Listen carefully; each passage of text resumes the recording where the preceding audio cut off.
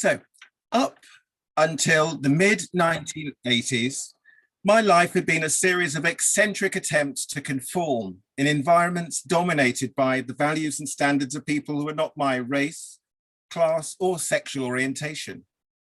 I just got on with it. Despite the challenges, I muddled through, competing successfully as an athlete, ending up as head boy in an all-white school, having a surprisingly agreeable time serving in the British Royal Air Force, completing a law degree and qualifying as a barrister. I thought I was all set for life as a lawyer in Birmingham. Then two very happy accidents set me on my own yellow brick road. First, an unexpected and irresistible job offer with an exciting new publishing venture that had me flitting between England and Nigeria.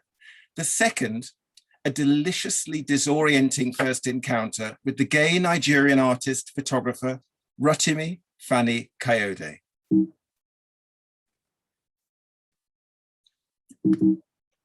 Now, that meeting turned out to be the start of a brief but hugely influential friendship, a friendship that changed my life.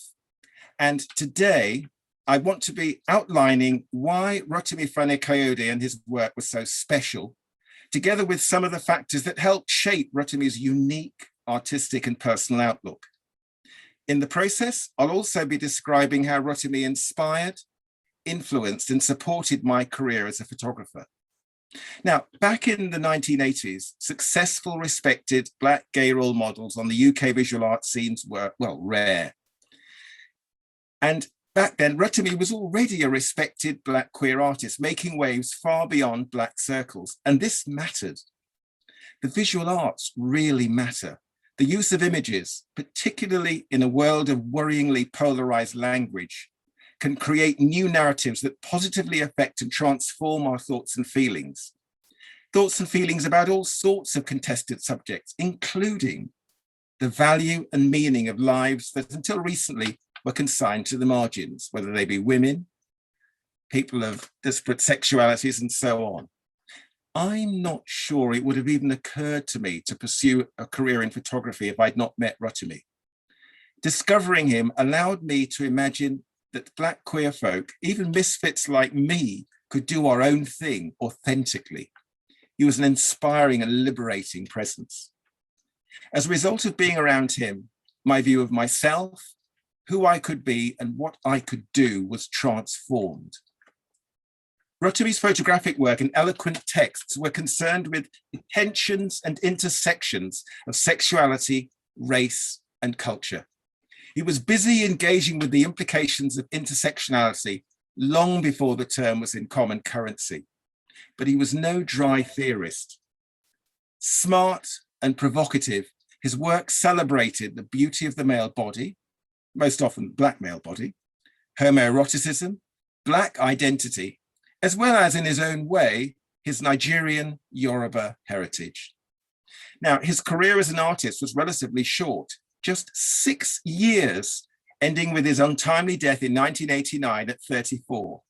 However, he's had a very impressive 30-year-plus posthumous career that's featured exhibitions, monographs, and an ongoing interest in his work, life, and legacy. Rotimi was born in Lagos, Nigeria in 1955 into a wealthy and influential family. His father was a senior member of the Nigerian government that had been suddenly deposed by a military coup. Rotimi was just 12 when in 1966, he and his family were forced to flee Nigeria as the country descended into a bloody civil war. Now, I first met Rotimi in London in 1987 at a Black gay social group in London. I remember the way Dirk Abe Richards set up our introduction. Just the surname already had me fascinated. Fani-Kayode. What was the story behind that? It had the ring of the Wild West.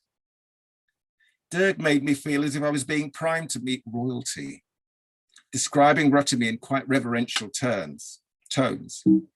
But luckily, to my great relief, straight off, Rotimi was gentle and unassuming. None of that "do you know who I am" vibe I'd feared. He was a notably softly spoken man with not a word wasted, and was very down to earth. There was nothing in his manner that even hinted at his grand background or emerging career success. and he seemed, frankly, mildly amused at my curiosity and eagerness. Very soon after that meeting, I booked him for a photography session so that I could basically see what all the fuss was about, but also because I just liked him. I thought it'd be fun. And it was fascinating watching him at work, setting up my session in his tiny, surprisingly humble studio. For the first part of the session, I talked non-stop. I was so nervous, firing off a cascade of excited questions about what he was doing and why he was doing it. The answers were eloquent, economical, and beautifully lucid. His consistently serene manner eventually calmed me down. I shut up and let him get on with it. What really fascinated me was the novelty of seeing for the first time a photographer who was an artist. His relationship to photography was concerned with so much more than just the technical stuff that I, as a newbie hobbyist, was mostly preoccupied with. His concerns were much more centered on pursuing the elusive, the fascinating, the mysterious. He wanted to express things, explore things, disrupt cozy certainties, and make mischief. I left his studio that evening strangely disoriented and excited. I was just eager to try out new ideas and new ways of seeing for myself with my own camera equipment. And the thing is, as a keen amateur, I was up to that point shooting mostly nice portraits and the occasional homoerotic experiments, but it was all very tame. And even then, if I could have imagined somebody like Rotimi being, and people like me being around, what chance that the photography scene was going to be opening up to Black or Black queer experiences, or that people behind the camera will be taking this seriously, or that they'll be able to get past the troublesome stereotypes.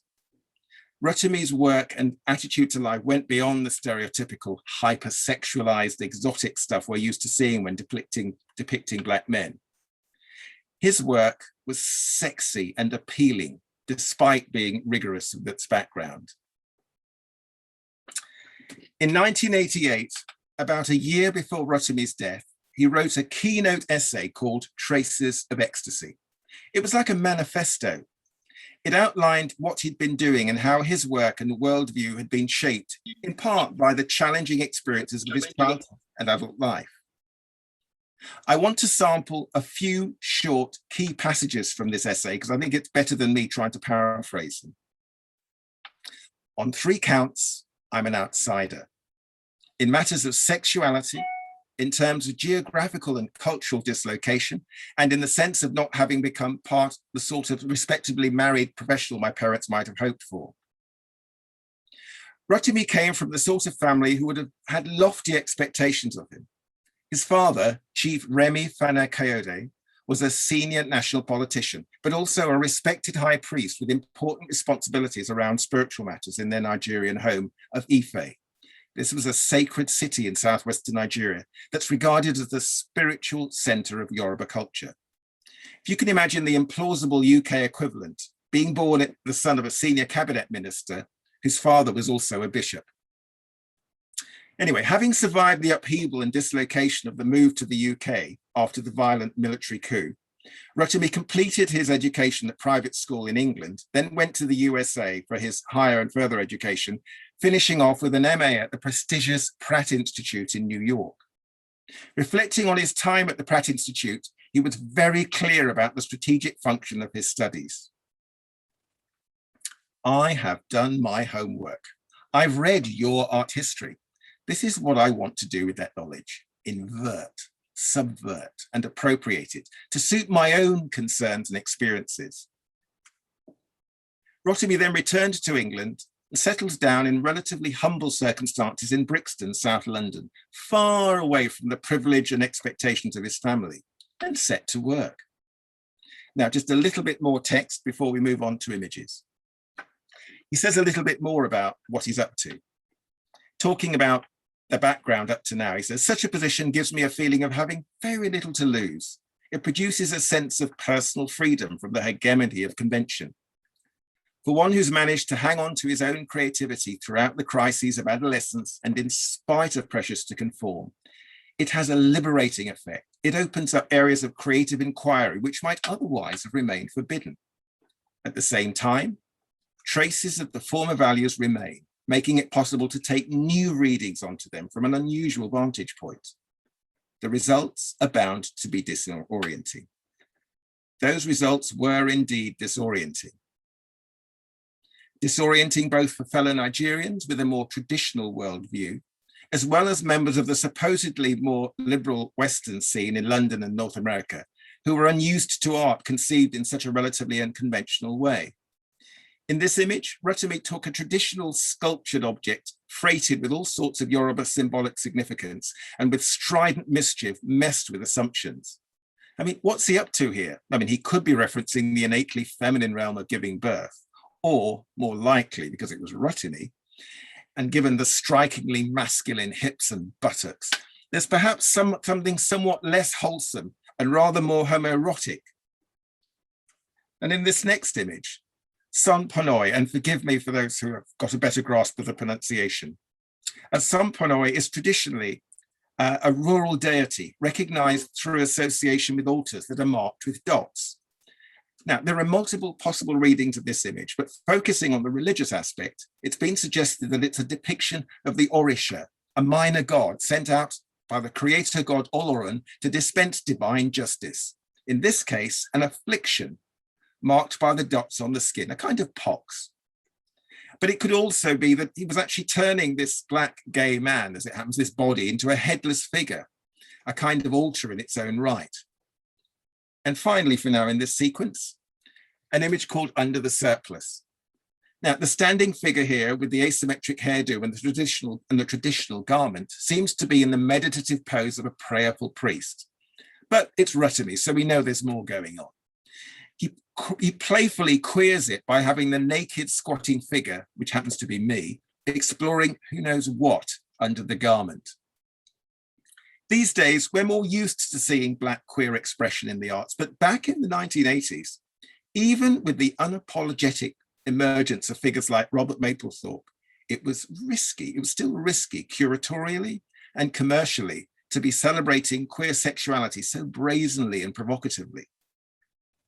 It was arguably yet more daring to deploy Black queer sexuality as the vehicle on which to sail into traditional African spiritual arenas.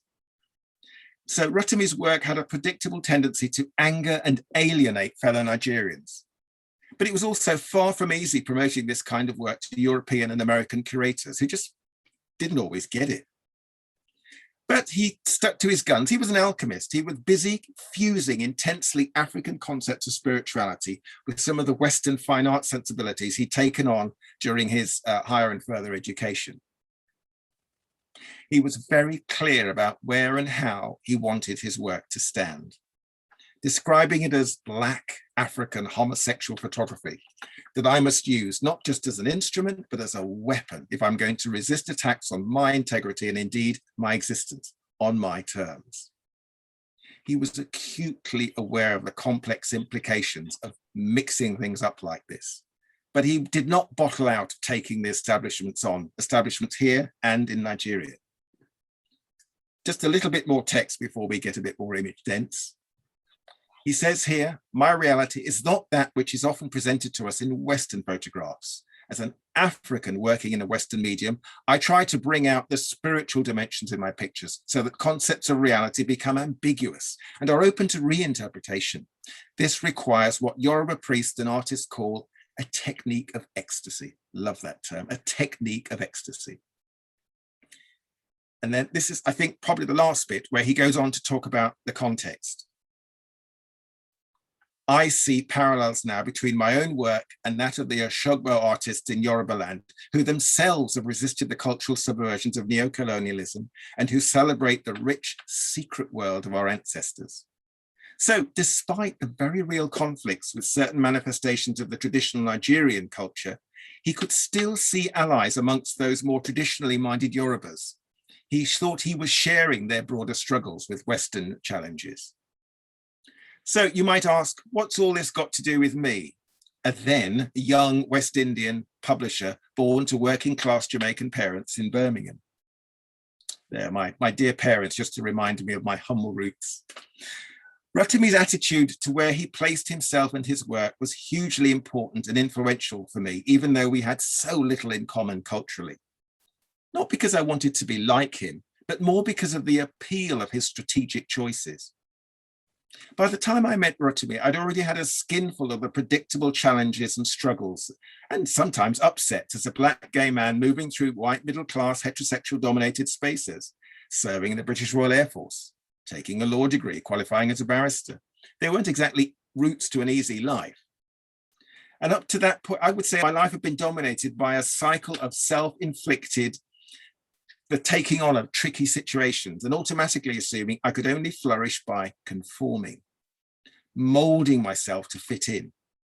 And then suddenly I was in London, 1980s London, offering, as it did, an exciting new set of opportunities to be amongst other black gay men, people I could maybe relax with a bit more without wondering what people thought of me. And I assumed that with the easy access to such a relatively large pool of people who were like me, there'd be a real variety of outlook, temperament and aspiration, real scope for points of connection beyond mere similar melanin levels. And there was in some ways.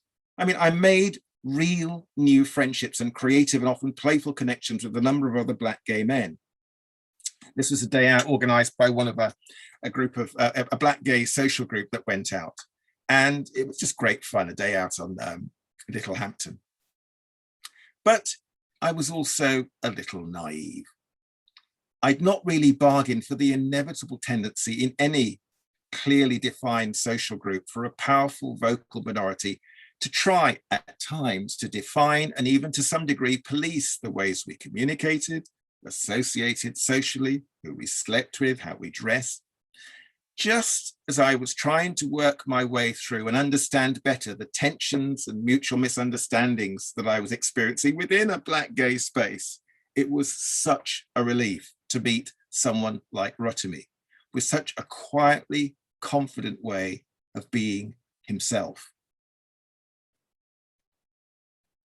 He didn't seem to be trying too hard to fit in, either with fellow black gay men or the white art establishment that guarded the gates to career advancement.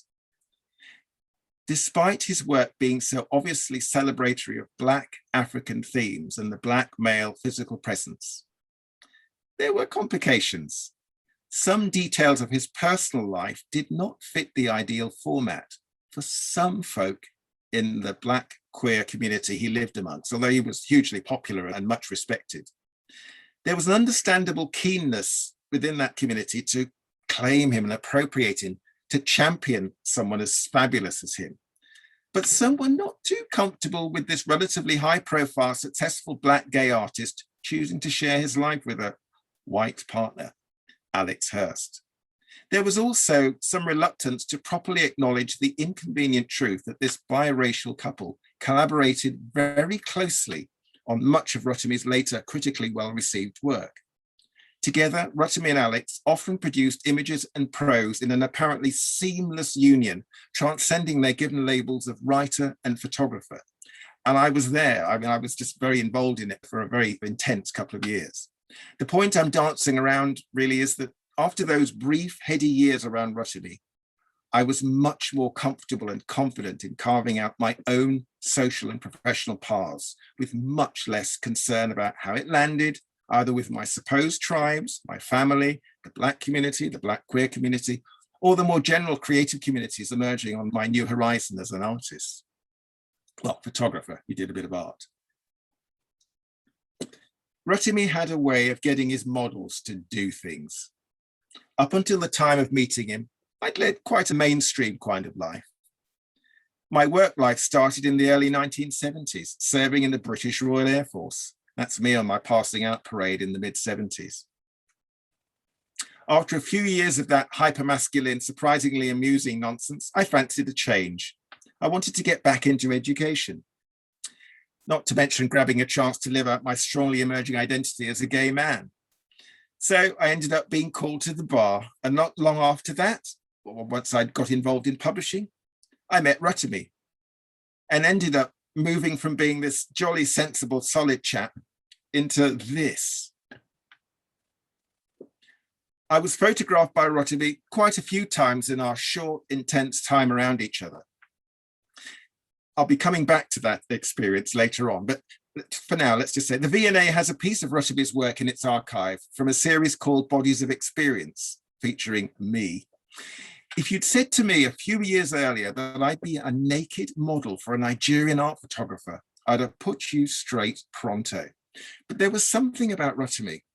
I was so inspired and impressed by him and his work that I would have done anything for him in the studio, and I often did. This image, Nothing to Lose, is from a series called Bodies of Experience. That's me, by the way. Rotimi worked in many different styles, although he's known mostly for black and white photography by some people. There's also this kind of work. This rather sultry, saturated color suggests a playful contemporary tilt toward the 17th century European style of painting, and in particular, the work of the likes of Caravaggio, an artist similarly at ease, depicting muscled young men, luscious fruit, eroticism, and general excess. Rotimi was not afraid of being theatrical, camp even, and a bit messy. And he loved to poke fun at things while simultaneously making very serious observations. One of his targets was the Western terror of unleashed black masculine sexual energy through the menace of the black phallus. In tackling this stereotype, Rotimi saw a chance to reclaim some of the joy and sensitivity in black sexuality, a sensitivity that was so often denied or undermined by the negative stereotyping of black men as rampant, toxic, and brutal. He was keen to assert that the expression of black male sexual energy could be more complex, sensitive, even whimsical. This is where I got set up. Between them, Rotimi and his partner, Alex, executed a very effective, if stealthy, strategy of what can only be called grooming me to be the model for an ambitious new project called the Golden Phallus, a series of images that culminated in the depiction of a black penis covered in gold paint. By the time I realized what they had in mind for me, although daunted, I couldn't think of a good reason to say no. Now, this was at a time of relatively strict censorship, even in pornography, so certain kinds of full frontal nudity risked prosecution under the obscenity laws. We had to somehow suggest arousal without going all the way. This is one of a series of related images. Believe it or not, I've spared you the worst. Now, let me explain. The string was employed in anticipation of a possible prosecution for obscenity. The idea being that we'd argue in our defense in any court case that the offending article was only at that angle because of being held aloft by the white thread. I'll spare you the details of what it took to prepare and suspend body parts, apply gold paint and all the rest of it, but it all worked out in the end. There was also some wonderfully camp text to accompany the Golden Phallus series. I don't pretend to fully grasp the significance of the reference to New York's Statue of Liberty, but reading it always makes me smile. I'll leave it to you.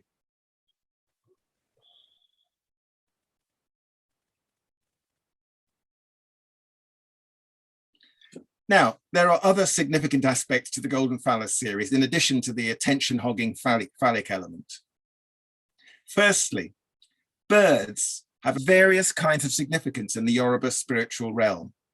The bird mask that I was given to wear in this shoot was not just to spare my embarrassed blushes once I'd returned to my respectable day job at the publisher's office. There were connections of birds in Yoruba culture to do with regalia, with the gods associated with herbalist healing. The impressive and frightening goddess of love is symbolized by the bird mask, and I was asked to wear it in these images to carry that meaning. Secondly, quite apart from the effort to reclaim aspects of Black sexuality, there is another quite different context for the Golden Phallus series of images, addressing a darker and much more grave issue. Now, let's be clear, Rotimi was not an AIDS activist in the sense of campaigning or using photography to directly encourage changes in political or legislative policy related to AIDS prevention or treatment. But by collaborating with other artists in the portrayal either of people with AIDS or using models who represented people living with AIDS, Rotimi and other artists were engaging in special forces, creative, healing forces Rotimi likes to call ecstatic antibodies. Now, this became the title for an ambitious 1989 book and exhibition Conceived by the curators Tessa Boffin and Sunil Gupta, the project explored in both image and text the impact of the AIDS epidemic. Various contributors, including Rotimi and his partner Alex, offered work that surveyed the profound inadequacies in Western attitudes to disease. The project was trying to disrupt the politically negatively laden mythology of HIV and AIDS, and to affirm the persistence of love and desire, even in the face of death. It was considered groundbreaking at the time for the way it suggested that far from being a straightforward tragedy, AIDS was actually a kind of creative stimulus, part of an exercise in wresting control of the imagery of AIDS while simultaneously demystifying supposedly sacred conventional icons in our national thinking, like the nation, the family, and other things like that. And they were also, with this work, challenging attitudes to gender, sexuality, racial and moral diversity. It was quite an experience working as a model for Rotimi. Observing him at work in his small studio and in a different way in his darkroom, I was always impressed by his quiet, focused industriousness. Being a model or subject in a Rotimi photo session, you could experience anything from an outrageous, playful, paint-splattered party, as was the case in the Golden Phallus shoot, but just as likely it could be a cool, surgically precise operation where Rotimi quietly demanded an intensity of engagement from his models and subjects.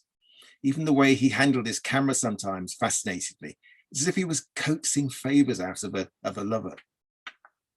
Now, Rotimi could definitely be said to have been on a spiritual quest with this work, though he was looking to create something far away from conventional Western ideas of religion and spirituality. He was searching for a new expression of spirituality with the human body as the focal site for an exploration of the relationship between erotic fantasy and his ancestral spiritual values. He saw ritual as being a value in itself. When you were in a Rotimi shoot, it wasn't just an unusual means to generating an interesting image. He believed in what was happening in the studio. And this is borne out by my experience of that outrageous stuff with the gold paint and my penis and everything. I remember feeling exhausted and numb immediately after that photo session. As the lights were turned off, paint washed off weary body parts and the clothes put back on, it felt like rather more than just the end of a photo session. Alex, Rotimi and I all agreed that it felt as if we'd returned from another planet. We'd been in such a different realm. Now, Rotimi was generous by nature. He was committed to encouraging and supporting other emerging photographers in very practical ways. And in a profession notorious for competitiveness, occasional bitchiness, and certainly mistrust, it was striking that he gave such sincere encouragement to several newcomers like me, even those of us who were potentially direct competitors for the relatively limited opportunities to access clients, exhibition spaces, and critically, funding. Now, in what turned out to be the final example of Rotimi's specific contribution to me is generosity. He gave his time, skills, and wisdom to help me in a big career break that I had. Now, I'd started creating my very first attempts at work that went beyond my usual portraiture and classic nudes, just as I was getting to know him. It was nothing like his work, but meeting him had definitely blown open my thinking. He basically helped me to get ready for exhibiting my first properly ambitious photography in an exhibition in America. A bit of background here. I was born and raised in England by working class West Indian immigrants who lived very much by the maxim, when in Rome, do as the Romans do, up to a point. As a child, I observed my parents' social habits. They mixed freely and sometimes quite intimately with a very racially mixed network of friends. I absorbed the basic assumption from childhood that it was not automatically problematic to be in settings where most of the people around me were unlike me, namely white, better off, or different class, or not even sharing my politics, particularly as I got older. I embraced the notion that difference could be just as exciting and promising as it could be potentially challenging or threatening. Now, I'm going to show you 2 images in sequence, which are the first from a series of 8 images that are currently held in the collection of the V&A's photography archive. I'll show them as I describe how this exhibition got going. This particular project, culminated in these 8 images, was my chance to explore aspects of my experience as a Black gay man, having my first intimate encounters with mostly white gay men, experiences that were usually set up or stumbled into in predominantly white middle-class social and commercial spaces. Now, this was my first attempt, as I say, at exploring some of the sometimes complex tensions, paradoxes, and delights of living with difference at the very intimate level of emotional and sexual relationships. These images were deliberately only mildly homoerotic so that they could reach as wide an audience as possible. Now, I conceived these images in collaboration with a dancer and choreographer called Mark Linton Harris. He was a white Englishman, and he and his recently ex-partner, Daryl, a Black New York dancer, they were basically splitting up, but they were still, shall we say, working out their stuff. But they very gamely agreed to take on the risky business of being my models in this very intimate set of images. And the fact that they were both dancers also really helped in their, shall we say, the physical articulateness of their response to my directions in the studio. Now, these, as I say, these images were meant to be symbolic. Now, Rotimi played a key role in getting these images in front of my first serious exhibition audience. Basically, I'd been offered a chance to exhibit them in a gallery in upstate New York as part of a big photo festival. Although I'd learned enough to be able to create a decent quality set of negatives and proof prints, I'd not yet acquired the sufficient darkroom skills needed to create really good quality exhibition prints. Because of the last-minute shipping deadline for the exhibition, I was suddenly in danger of missing out on the possibility to have the exhibition at all. Now, that weekend when all this came and my big break was disappearing, Rotimi came to my rescue. That weekend, he'd already had a crazy diary that included a grueling schedule leading seminars and workshops at a big London photography festival. So initially I thought, how can he help?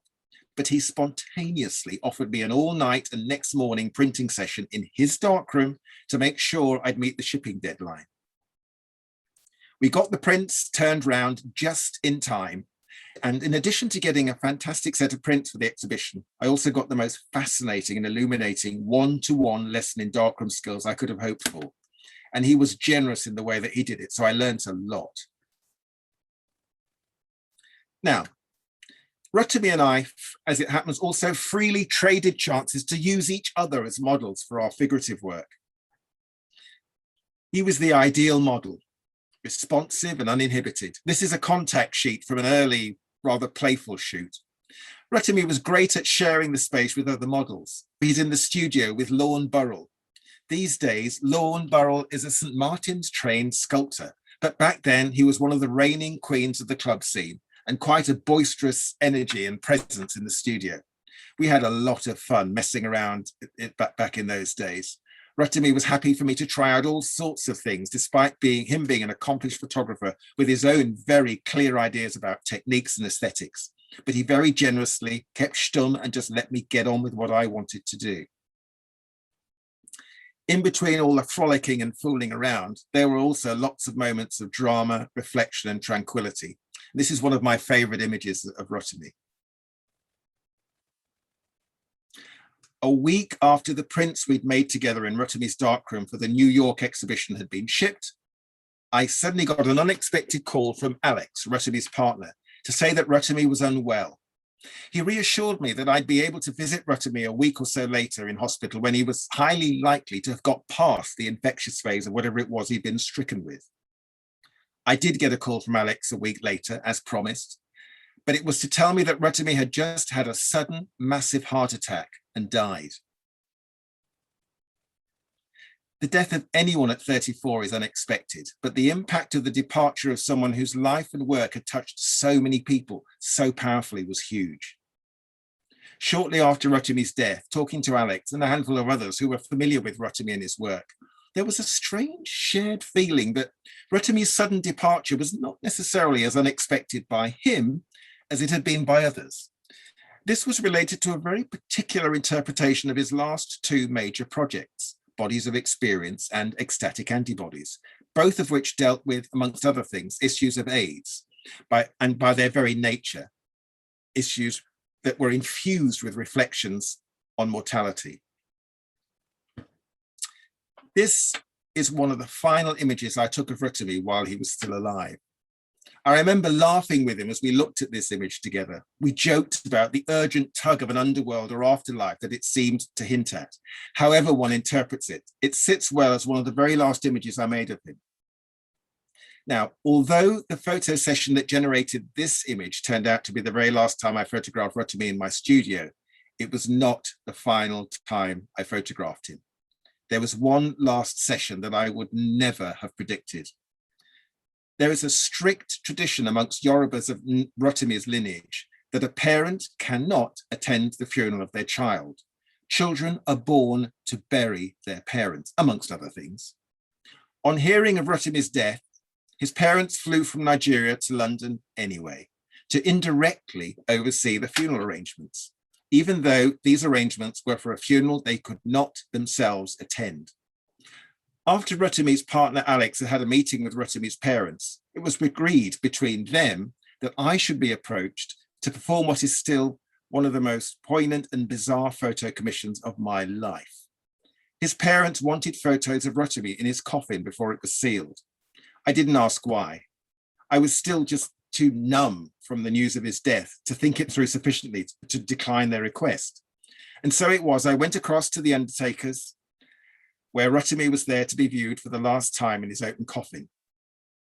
Quite apart from the fact that it was my dead friend's body in the coffin, the further assault on my senses was the sight of the undertaker's efforts to prepare him. Rotimi had always been a strikingly handsome man with a beautiful glowing complexion and a good eye for effortlessly edgy, smart, casual designer clothing. So as a bit of a clothes queen myself, I was gutted to see him dressed in an ill-fitting grey pinstripe suit with his usually beautifully kempt dreadlocks pulled roughly back from his face and his once beautiful glowing skin an ashy matte grey. As if that wasn't enough, despite the fact that I had a reliable lab who processed my negatives, I became obsessed with the thought that they might just mess up this lot and then I wouldn't have the pictures on such a critical shoot. So I put myself through even more sky-high stress levels by processing the film and making the prints myself in my own little makeshift darkroom. Anyway, we got through it. It took a while to get used to the idea that Rotimi was not going to be around anymore. But oddly, within a few weeks of his death, I was suddenly very busy again, experimenting with collaborators and muses. My circle of friends and acquaintances were starting to get used to thinking of me as a photographer by now. Quite a contrast with the ex-military, ex-lawyer, ex-publishing exec that they thought they'd got used to. And my friends and acquaintances were great at sending people my way, either as clients or interesting models like Andrea. Andrea is one of a number of fascinating people who passed through my studio in the early 90s.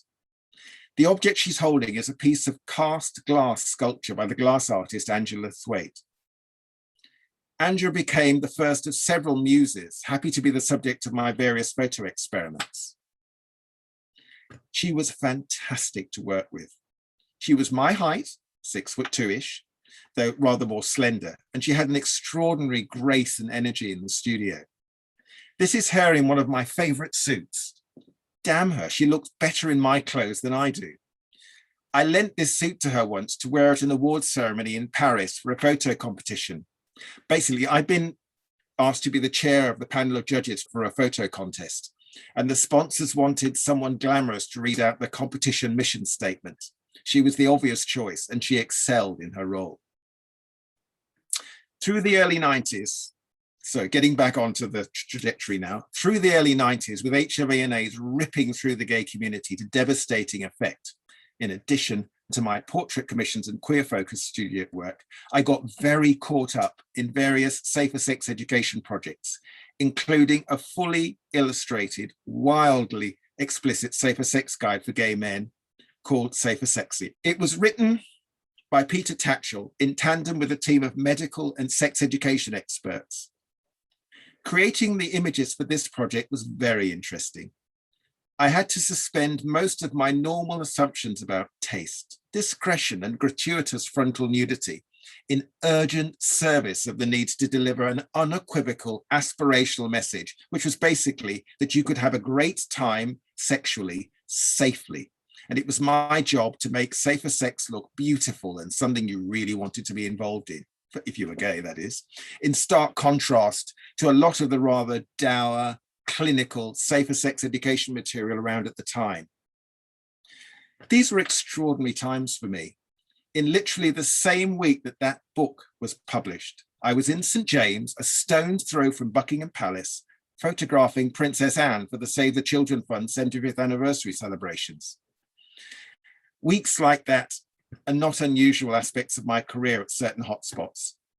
My career has been consistently inconsistent in the kinds of work I've taken on, either commissioned or in self-generated projects in weirdly varied fields. And despite all the horrors, it was actually a great time to be gay in the early 90s. Under pressure, the gay community had to find resources within itself to survive both the ravages of AIDS and, shall we say, government-led homophobia, Clause 28 and all that sort of thing.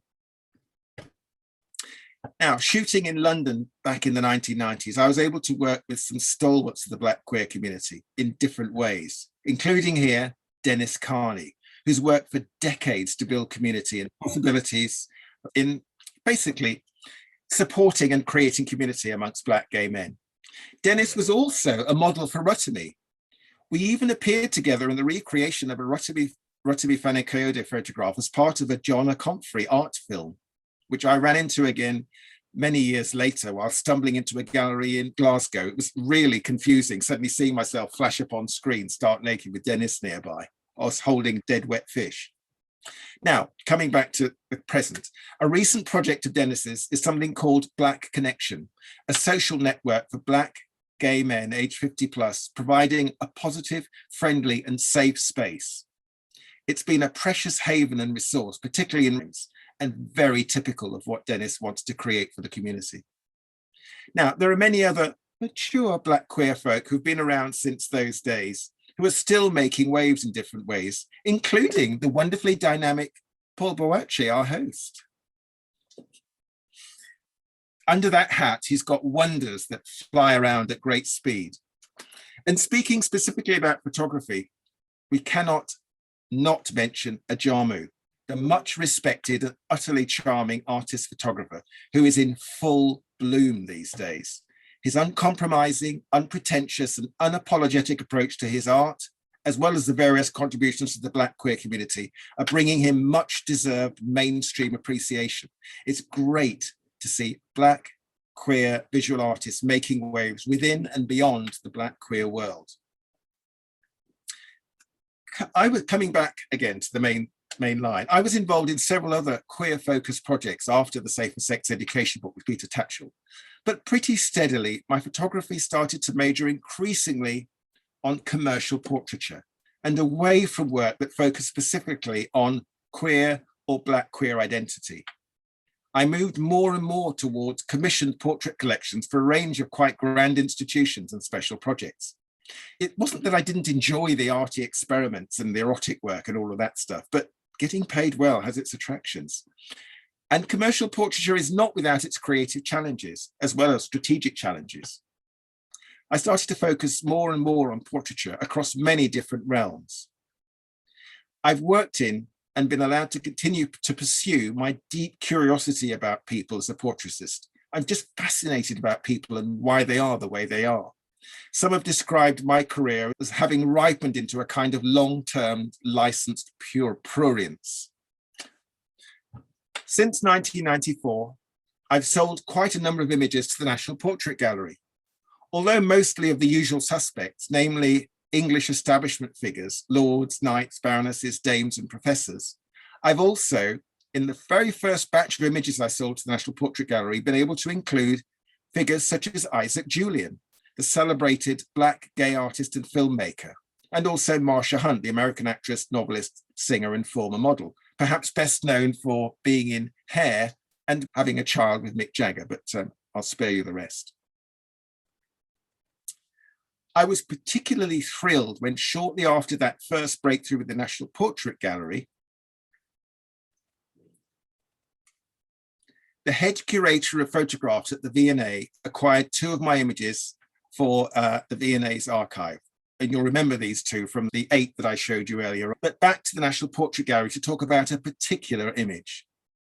One of my proudest sales to the National Portrait Gallery was a portrait of the first 3 Black women to become members of the House of Lords. Getting this photograph shot took months of crazy diary matching. And a very dear friend of mine, who happened to be the private secretary to Baroness Jay, the leader of the House of Lords, very generously put his neck on the line, persuading her to let me have her rooms to take this picture. I was there with my assistant, waiting for the 3 wonderful women to arrive. And just as we were about to start, they'd come in, we'd done the introductions, an emergency debate about something to do with race and immigration was announced on the House of Lords system monitor. So they had to leave almost immediately. So I had to get all this done literally in 3 minutes flat before they scarpered to the chamber to take part in a debate that they couldn't miss. The happy ending to this is that picture has hung for a very long time in the National Portrait Gallery on and off. And it was very recently rehung temporarily as part of an exhibition about group portraits. And the funny thing about this picture is the National Portrait Gallery's caption writers have had a real headache because Baronesses Scotland and Amos rose so swiftly through the Blair government into the highest offices in the land and then on to other big national jobs that they had to keep rewriting the captions. Another Black focused project, I was asked to create portraits to accompany interviews with over 60 successful Black professionals working in a range of occupations. The book demonstrated the positive contribution that Black people were making to British society at a time when there was so much emphasis on Black underachievement and Black difficulties. This was a stab at addressing the balance and acknowledging Black success. Now, it helped also, though, paradoxically, to establish for me the idea that started really quite early on in my photographic career, that it was not necessary for me to fit into any gang, any social group, or be limited to any particular genre of work that was dictated by my personal identity. And in that instance, over the last 15 years, I've specialized in commissioned collections of portraits of women of distinction in science, engineering, and technology, often with a reassuring keenness amongst my commissioning clients to make sure that we're showing diversity. These are just 2 of very many women who I photographed, and what an extraordinary collection of careers they've had. And in the last 7 years, I've had a particular subset of that, a series of major and ongoing commissions from Oxford University colleges to help bring the walls of their most important social spaces up to the 20th century, not the 21st century. Basically, it's been my job to replace some of the large-scale portraits in oils of dead old men with collections of living women of distinction. And it's been, well, let's face it, it's been fun being the big old Black queen who turns up to deliver disruption and change with my photographic interventions. And when it's all been delivered and hung many months later, I then get invited to show up at the black tie dinner or special receptions that they have that are staged to launch these politically quite challenging installations. A couple of times I've sat at the top table with the senior college folk with my husband close by, just enjoying, savoring the moment of the buzz of sticking out like a sore thumb, not so quietly storming alien territory at their request. Now, as I hit 60 a few years ago, after nearly 20 years of being based mostly in Oxford, my partner and I decided it was time to come back to living full-time in London. The moves has coincided with commissions and collaborations more directly addressing issues of sexuality and race again. And I'm happy to come back, not because I need to or I have to, but because there have been some really juicy offers. There's a charity called Queer Britain, which works to establish the UK's first LGBT+ museum. And they commissioned an exhibition exploring and celebrating the phenomenon of, let's call it the created family. Basically, where lesbians and gay men take care of our emotional, social, and practical needs in the gaps left by our either indifferent, bemused, or hostile biological families. This project was generously sponsored by Levi Strauss. Now, this is just a small sampling from my contribution to the exhibition.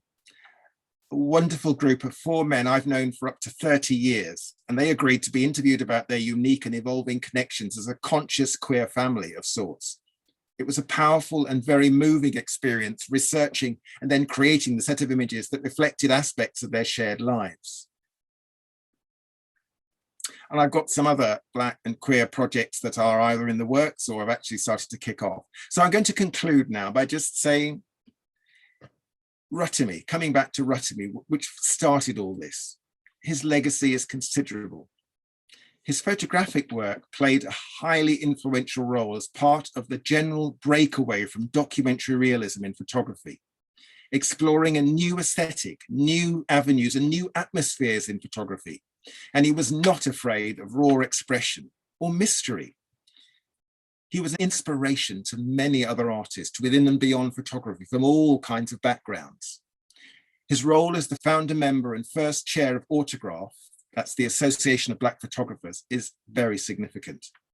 This organization advocates powerfully for a new deal in terms of support for artists, pushing for more open and enlightened curating in mainstream art spaces, as well as new spaces that celebrate artistic practice and all the things related to it beyond established and old-fashioned models. And finally, on a more personal note, knowing Rotimi for those brief, heady years helped liberate me from the pressure to have to fit in or conform anywhere. I felt much freer to explore where photography could take me, to look, desire, and enjoy my life and career in my own way, free to be as queer, Black, or anything else I choose to be. His help with identifying, exploiting, and celebrating that freedom, no matter how loud and how compelling the pressures to conform, was part of his great and very special personal legacy to me. Thank you.